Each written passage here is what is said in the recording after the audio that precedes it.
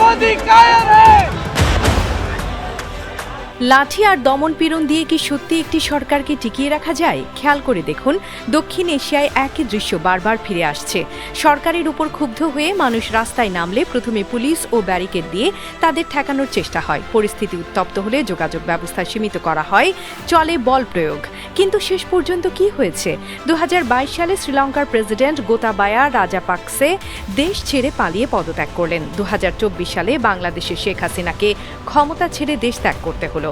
আর 2025 সালে নেপালের প্রধানমন্ত্রী কে.পি. শর্মা ওলিকেও ক্ষমতা ছাড়তে হলো।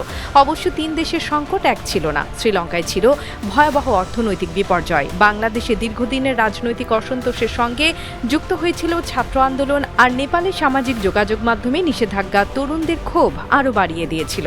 তবে একটি জায়গায় মিল ছিল, তিন সরকারই মানুষের ক্ষোভের রাজনৈতিক সমাধান না খুঁজে নিয়ন্ত্রণ ও বল প্রয়োগের পথ বেছে নিয়েছিল। এখন প্রশ্ন হলো, প্রতিবেশীদের এই অভিজ্ঞতা থেকে দিল্লি কি কিছু শিখছে?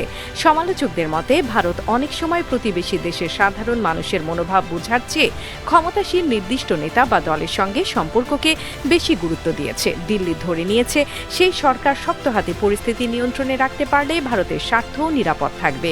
কিন্তু ভেতরে ভেতরে মানুষের ক্ষোভ যে জমছিল সেটি হয়তো ঠিকমতো বোঝা হয়নি। ফলে সরকার বদলের সঙ্গে সঙ্গে ভারতের নেইবারহুড ফার্স্ট নীতিও নতুন প্রশ্ন ও চ্যালেঞ্জের মুখে পড়েছে।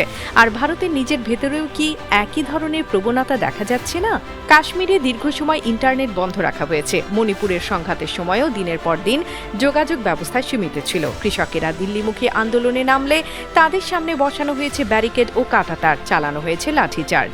সবচেয়ে সাম্প্রতিক উদাহরণ দিল্লির শিক্ষার্থী আন্দোলন। প্রশ্নপত্র ফাঁস ও শিক্ষা ব্যবস্থার অনিয়মের প্রতিবাদে শিক্ষার্থীরা সংসদ অভিমুখে যেতে চাইলে পুলিশ তাদের পথ আটকে দেয়।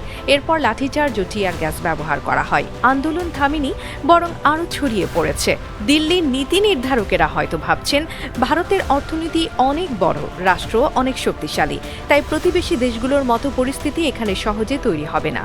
লাঠি দিয়ে আন্দোলনকারীকে রাস্তা থেকে সরানো যায়, কিন্তু মানুষের ভেতরে জমে থাকা ক্ষোভ তো এভাবে দূর করা যায় না।